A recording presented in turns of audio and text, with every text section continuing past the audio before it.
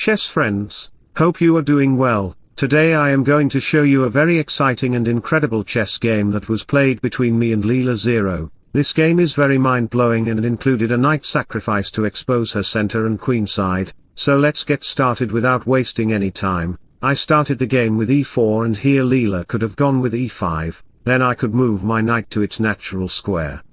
Consequently, I could play f4, initiating the Vienna Gambit, but in our actual game, Leela decided to play differently.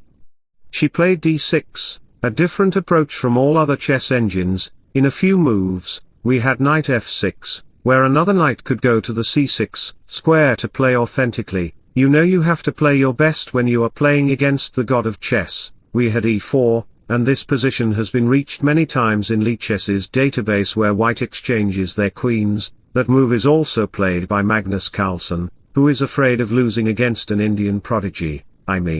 Magnus is the super intelligent chess player, but he is afraid of some Indian chess prodigies. That's the power of India.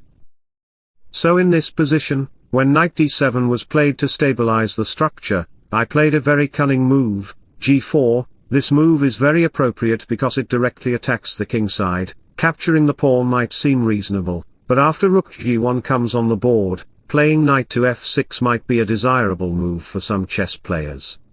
However, after bishop c4 comes on the board, it will put pressure on the pawn. c6 might be considered by many chess players to advance the queenside. Then I can exchange in the center and play knight g5 on the board, and you can see that your position will be lost due to my attacking knight and bishop. This strategy is mostly played by 1000 rated players, and in this position, even though playing knight takes e5 is the best move to defend your position, the game could continue like that. In the previous position, some of you might be tempted to capture the pawn on d4, but my queen will be activated in the center. Whenever your queen gets activated in the center, it will create more pressure on the center and kingside, and you can see that knight g5 can come eventually to attack the f7 pawn. It's like my soldiers have rifle ground attack and air attack to combine in your position.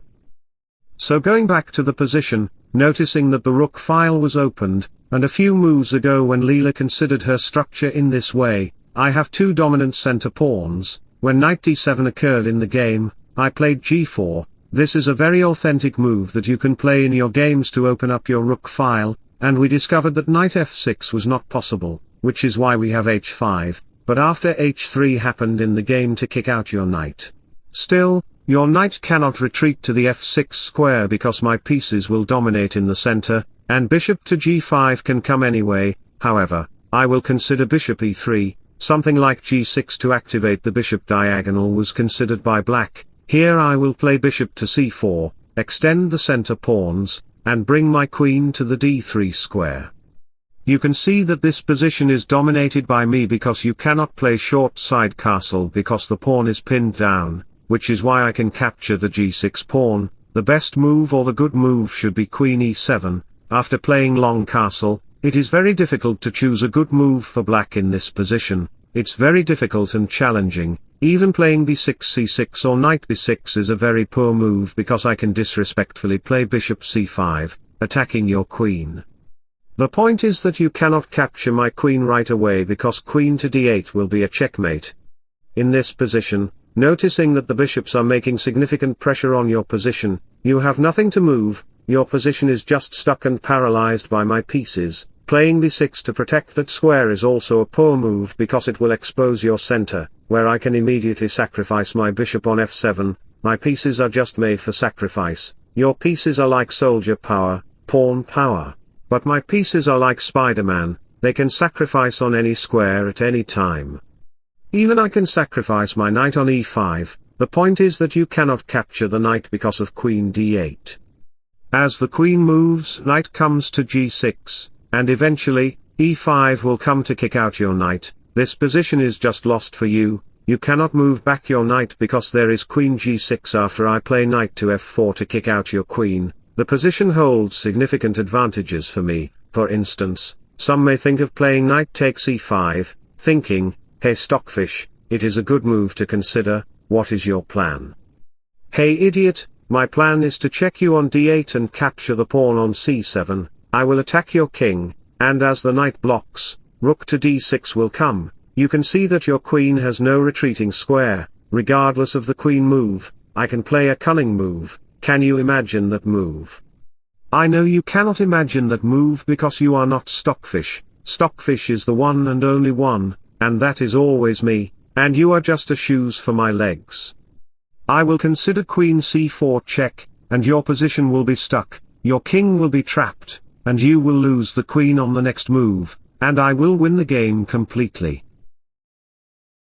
So going back to the position, we discovered that playing knight to f6 is a very bad choice, but LeelaZero played a very tactical move, knight to h6, because she is not like a human chess player who will consider a seemingly natural-looking move and play before thinking. It defends the f7 pawn from being attacked by the bishop and knight.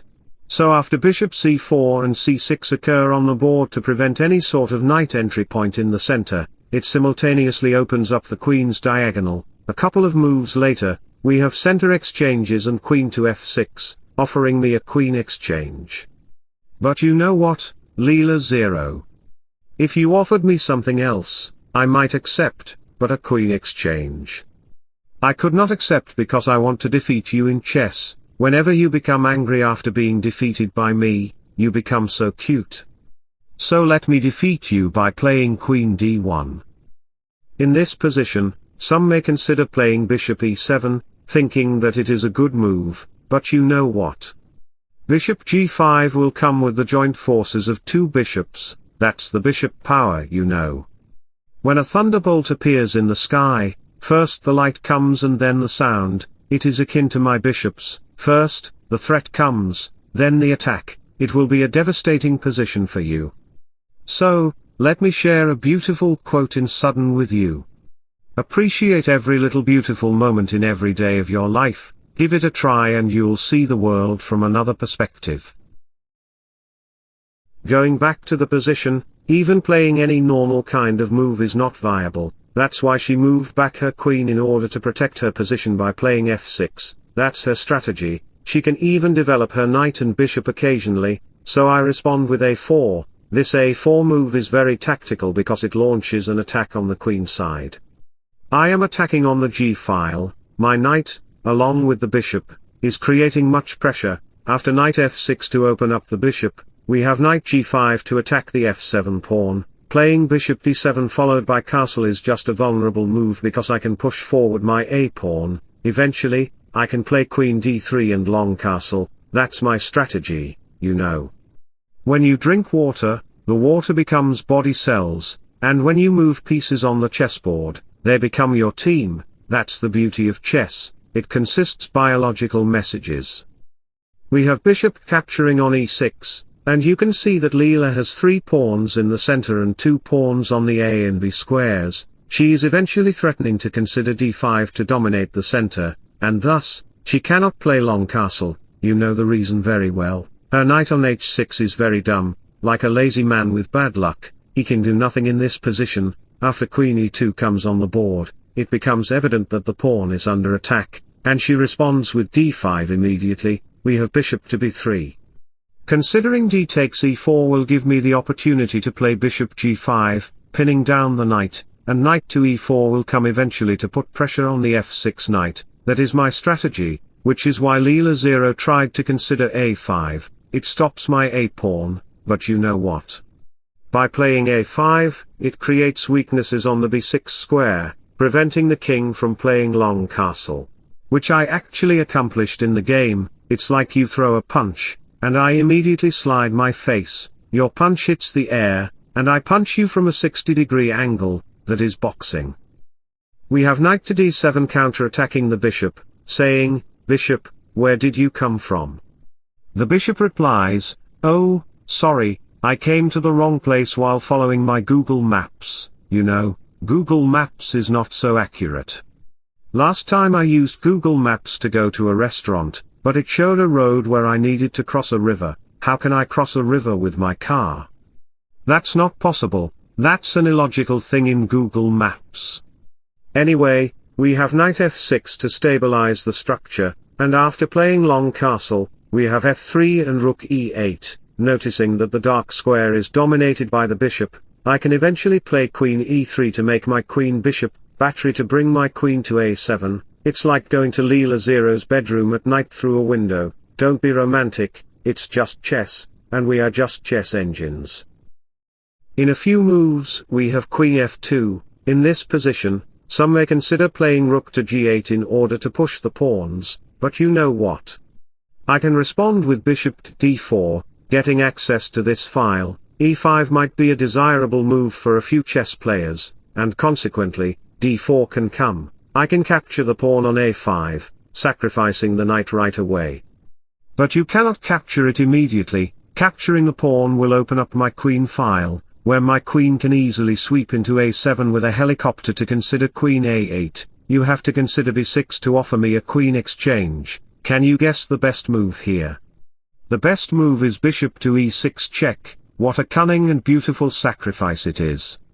The queen is protecting these squares, and the rook is controlling that file, which is why you have to capture the bishop. You have to accept my bishop sacrifice because whenever I make any chess piece sacrifices, you have to accept, otherwise, you will be thrown into hell. Now queen c7 is coming, and if you play queen e7 to protect that square, queen to a8 will lead to a checkmate. That's a very great and authentic checkmate, and the game will be over. So returning to the position, LeelaZero does not play any obsessed or absurd-looking moves. Instead, she goes with h4, getting the g3 outpost for the knight, so I played bishop a7. I might consider playing queen b6 to hit the pawn. She immediately played e5, forcing me to consider f4, then her knight arrives at d7, acting as a bodyguard at her house gate, protecting these squares from my invasion. Anyway, let me create another way to reach LeelaZero, e5, creating an outpost on the d6 square, where my bishop can plant itself and eventually connect with my queen on a7 to checkmate her on the queen side. That might be a chess plan, but it is not so accurate, which is why I decided to go with f5, breaking her center structure on the board. Capturing these pawns is not viable. For example, if you capture my f-pawn, then I can sacrifice my knight on the d5 square, because, as I said, my pieces are just made for sacrifices. It's just like chemistry. If you mix sodium with potassium, it will form another liquid, but it will contain the same amount of halogen and other elements. When rook takes d5 comes on the board, supported by the bishop, my pieces occupy the most active squares, like potassium chloride, which reacts with most chemicals to produce colorful visuals. That's the beauty of chess. I involve chemistry too. Rook takes h6 comes to protect the 6th rank, but my rook comes to d1, eventually, the knight is under attack, but when you try to protect it with your rook, queen takes f5 will come, applying joint pressure on the knight. No matter what you consider, whether it's rook takes e6 or something else, I can play bishop c5, putting pressure on this diagonal. When queen e6 comes, and after the queen exchange, I can even capture your knight. Consequently, bishop takes e6 will come, and you will lose your rook on the d7 square. That's my beautiful strategy in this position. Going back to all the variations, we discovered that e takes f5 is just a vulnerable move. This is why some of you might consider capturing the pawn on e5, which seems reasonable but creates weaknesses on the light squares, allowing rook to e1. When the queen moves to f6, queen e3 will attack the knight. Even though e takes f5 seems logical to protect that knight, I can throw dust in your eyes by capturing the pawn on d5, again, sacrificing the knight to expose the black king. Even though my pieces are creating much pressure on the black king's side, black might be tempted to consider knight g3, but it will create a decisive advantage for me, because after queen c3 comes on the board, your position will be dead lost. Like a tiger hunting its food in the jungle, chess is similar. The bishop hunts the king by playing bishop e6, simultaneously creating pressure on the king's side. After the king captures, queen b3 will come. You can see that the diagonal is paralyzed along with the rook on d1. After queen takes b7, it will be checkmate in just one move, queen d7, and the game will be over. That's the strategy of my position. Going back to all the variations, we discovered that none of the pawns can be captured. LeelaZero seems more authentic because she is my best friend and played knight g3 to protect her position. after capturing the pawn on e6, the light square diagonal becomes weak. I initiate my attack by playing rook to e1, now capturing the pawn on e5 is just a vulnerable move, thinking that your bishop might come to the d6 square to protect the knight. But you know what? Bishop takes d5 can come, sacrificing my piece again. As I already mentioned in physics, you have to make some formulas to get the answer and make the theory proven to be logical. This is why I can experiment with the attack by playing knight takes d5, opening up the two rook files. Whenever you consider bishop to d6 to protect the knight, the best move was to consider rook to d8, but you know what? Knight to b6 check can come. As Newton's third law says, every action has an equal and opposite reaction. The knight check comes on the board, and the king has to make his move as an equal reaction to the knight's action, therefore, rook takes e5 will come, and this position is just vulnerable for you. The bishop takes e5 will face rook to d7 check. Even if you dare to consider queen takes e5, my queen can arrive at f7. Consequently, my queen will go to the c4 square. As Darwin said in his theory, creatures evolve by their nature to survive. My knight can evolve by playing knight e5, putting pressure on the rook and the king, and simultaneously attacking the bishop. That's my chess evolution. By the way, if you are enjoying my content, don't forget to like and subscribe to my channel. So, let me make an inspirational quote for you. Just remember, you can do anything you set your mind to, but it takes action, perseverance and facing your fears. Returning to the position, we saw that knight takes e5 is just a vulnerable move. This is why LeelaZero considered bishop b4, trying to block the knight from capturing the pawn on d5, but you know what? I am very disrespectful to all chess engines. Even though LeelaZero is my best friend, I don't want to give her any chances to win the game. Let me fight with my heart. Knight takes d5, sacrificing the rook and the knight simultaneously on the board, but the problem is that if you dare to capture my rook, as I mentioned, knight b6 is a very authentic threat that will come on the board. You cannot capture the knight right away because there is potential harm to the queen on the e6 square. Going back to the position, as the queen is under attack, the rook cannot be captured because the queen will be under attack by the bishop. After the knight capture, we have c3 on the board to block the bishop's diagonal because the d5 pawn is vulnerable and can never go anywhere. We have rook takes d5 in this position. Rook to c5 may come on the board, which is why she responded with queen c6, a very good move. After rook to f8 came on the board to attack my queen, we have queen to g4, putting pressure on the d7 knight. I want to capture her knight, and after the queen captures, bishop to e6 will come, pinning the queen. This is why she moved her king to c7, which is the only best move. After a couple of moves, we have rook to d4 to go to the c4 square to access this file. We have knight to b6, a very good move to defend the position, attacking the rook and putting some pressure on it. So, what should one consider in this position? I know you cannot find the best move, so don't pause the video and try to figure it out. Even Magnus Carlsen could not find this move because, after all, he is human, and human intelligence is only capable of making shoes for my legs. The best move is rook to d6. What a cunning and great move it is. It attacks the queen, and the king has no escaping squares. After the bishop captures the rook, we have queen takes g7 check on the board. The rook cannot block it because the position will be vulnerable, and even the queen cannot block with queen to d7 because I can easily capture your bishop on d6, making the position very fragile for you. The best move is bishop takes b6, moving the king back, making the position fragile for you. Going back to the position, we have the king moving back to c8. After capturing the bishop, we have rook e8, I get the passed pawn, and after a couple of moves, we have queen exchanges on the board and rook c4. You can see that the king has no retreating square, which is why she has to sacrifice her knight. After a couple of moves, we have knight to e4, rook d5, and after a few more moves, rook e1 check followed by rook to e6 and then rook f6. After a few moves, you can see that if an exchange occurs on the a5 square, it would be a very good and brilliant game with LeelaZero. My chemistry with LeelaZero is very interesting and amazing, don't think of it in a bad way, I mentioned it in an appropriate and respectful manner for chess. You can see that we are just making the pieces dance. I make an h-pawn pass pawn and promote it into a new queen, checkmating her on the b5 square. This was a very good and brilliant game. I hope you enjoyed the game very much. If so, don't forget to like and subscribe to my channel. Wishing you all the best, bye bye, see ya.